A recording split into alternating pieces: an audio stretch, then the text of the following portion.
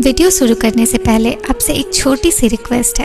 Please इस video को देखने के लिए और सुनने के लिए ईयरफोन का यूज़ ज़रूर कीजिएगा। मरने के समय में मन में जैसा भाव होता है, दूसरे जन्म में वैसी ही गति होती है। इसलिए जीवन भर भगवान के स्मरण की आवश्यकता है, जिससे मृत्यु के समय केवल भगवान ही याद आए। बालक की नाई रोना ही साधक का एकमात्र बल है। फल के बड़े होने पर फूल अपने आप गिर जाता है। इसी प्रकार देव तत्व के बढ़ने से नर तत्व नहीं रहता। मनुष्य तभी तक धर्म के विषय में तर्क वितर्क करता रहता है जब तक उसे धर्म का स्वाद नहीं मिलता। स्वाद मिलने पर वह चुपचाप साधना करने लगता है। साधक जब गदगद हो पुकारता है तब प्रभु विलंब नहीं करते और वह दौड़े चले आते हैं।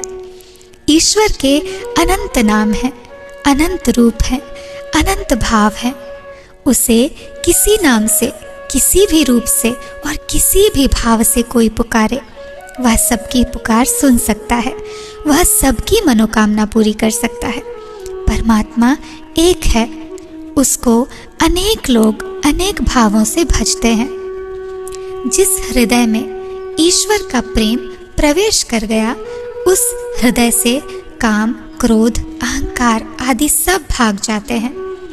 वे फिर नहीं ठहर सकते। सब धर्मों का आदर करो, पर अपने मन को अपने ही धर्म निष्ठा से तृप्त करो।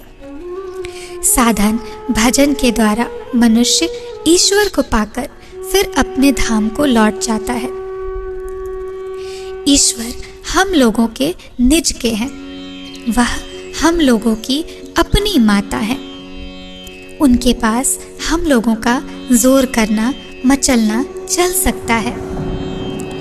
ईश्वर अपने आने के पूर्व साधक के हृदय में प्रेम, भक्ति, विश्वास तथा व्याकुलता पहले ही भर देते हैं। हृदय स्थिर होने से ही ईश्वर का दर्शन हो सकता है। हृदय सरोवर में जब तक कामना की हवा बहती रहेगी, तब तक ईश्वर का दर्शन असंभव है। सच्चे विश्वासी भक्त का विश्वास तथा भक्ति किसी प्रकार नष्ट नहीं होती।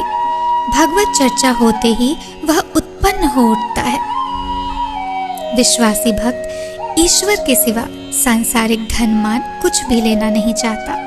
संसार में ईश्वर ही केवल सत्य है और सभी असत्य है। दुर्लभ मनुष्य जन्म पाकर जो व्यक्ति ईश्वर की प्राप्ति के लिए यत्न नहीं करता, उसका जन्म वृथा ही चला जाता है। ईश्वर में भक्ति और अटूट निष्ठा करके संसार का सब काम करने में जीव संसार बंधन में नहीं पड़ता। जो ईश्वर का चलन कमल पकड़ लेता है, वह संसार से नहीं डरता। ईश्वर के चरण कमल पकड़ कर संसार का काम करो, बंधन का डर नहीं रहेगा। पहले ईश्वर प्राप्ति का यत्न करो, पीछे जो इच्छा हो कर सकते हो। जो ईश्वर पर निर्भर करते हैं, उन्हें ईश्वर जैसे चलाते हैं वैसे ही चलते हैं। उनकी अपनी कोई चेष्टा नहीं होती। गुरु लाखों मिलते हैं, पर चेला एक भी नहीं मिलता। उपदेश करने वाले अनेकों मिलते हैं, पर उपदेश पालन करने वाले विरले ही होते हैं।